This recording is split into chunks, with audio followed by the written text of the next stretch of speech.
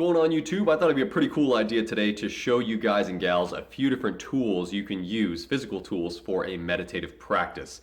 Now I'm going to kind of give you a different variety here from all different cultures, and it's kind of just a blend or mashup of different things that I've found to be pretty resourceful to me over the past few years.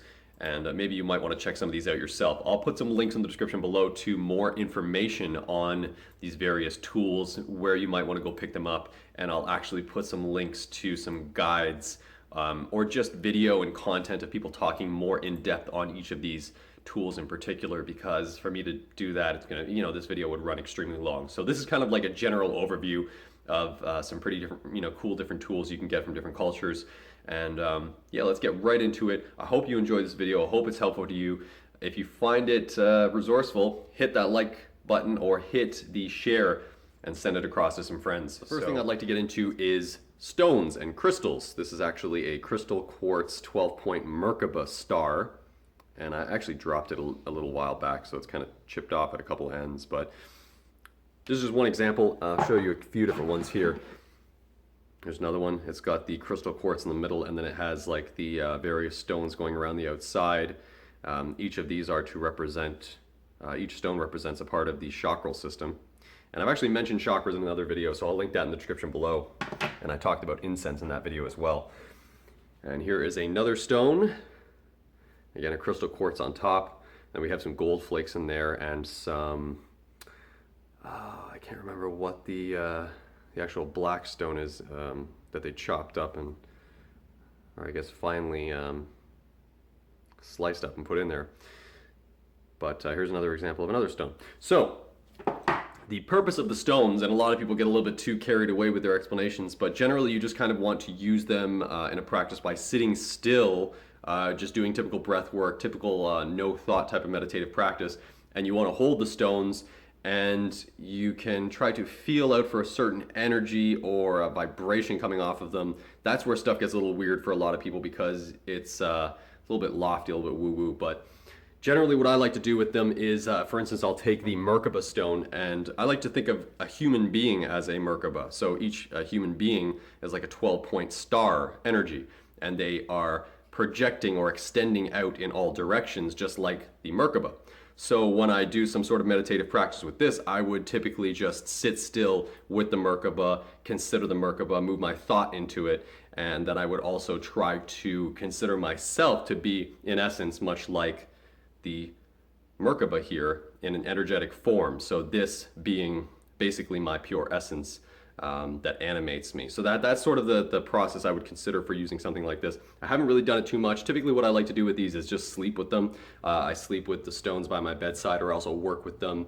And I'm not sure if it actually calms me when I work, but at least when I look at them, I think to myself, I should be calm right now. So that's the placebo kind of effect that I think might actually be working with it. So that's stones, and let's get into some. So a really cool tool I'd like to show you here is a metronome, and you may be familiar with it. You may have seen it before in recording studios, musicians, piano players, things like that. Also, therapists and psychiatrists tend to use it in their offices for relaxation and for hypnosis, just generally for treatment.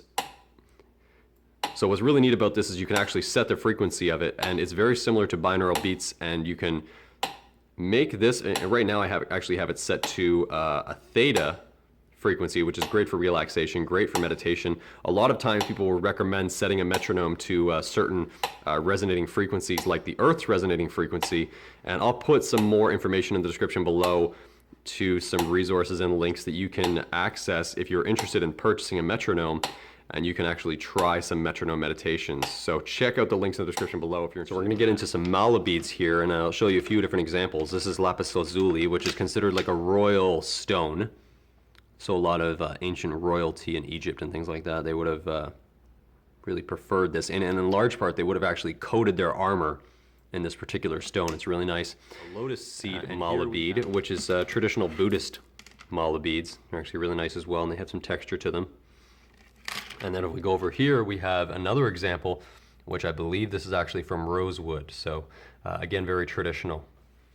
Now mala beads are great because you can actually hold them, and the point generally of them is that you want to count each mala bead as you're doing your meditation.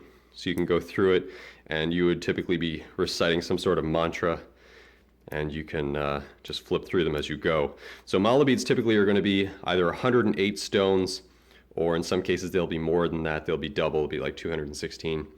So in a meditation, you would recite your mantra while flipping through these stones, and it could take you, anywhere between 15 minutes upwards to, a half an hour, maybe even more, depending on how long your meditation is and how long your mala beads are.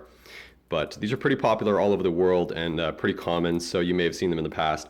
Again, links in the description below. We're going to show you some meditations you can do with mala beads. Personally, I like to use them just for reciting simple mantras. For example, you could have something where you're just saying Rama over and over again. So you'd go Rama, Rama, Rama, Rama, Rama, Rama, and you just repeat it.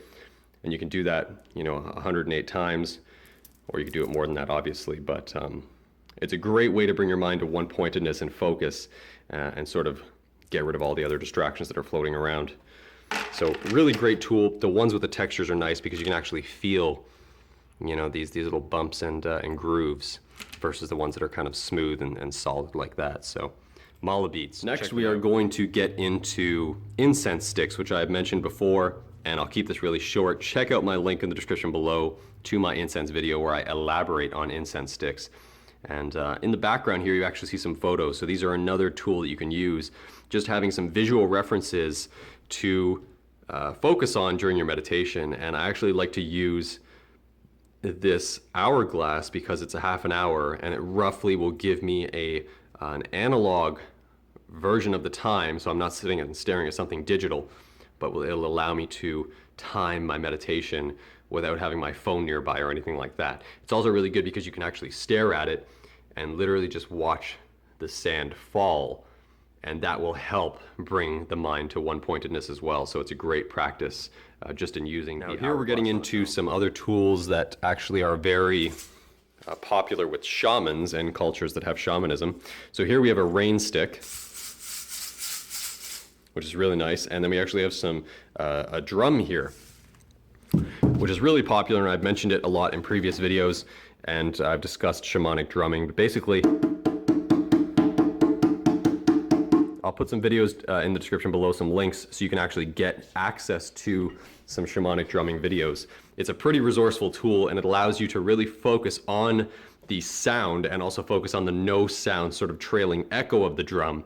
But just the repetition and the consistency of it, it really helps me when it comes to meditation and just bringing my mind to that one-pointedness and focus, and really just alleviating myself of all thought. So give it a shot, try it out yourself. You don't necessarily need a drum, you can just kind of watch a video, but obviously it's good to have the actual device so you can play it yourself and actually feel the vibration of the drum as you're hitting it. So check it out. Again, link in the description below to more content. The last tool I'd like to get into is actually a singing bowl. And this one in particular was made with 7 different types of metals. So it has a very unique sound, a very unique frequency when it's actually struck and rung. And I'm going to show you or demonstrate that for you right now so you can take a look and check it out and also hear what this sounds like.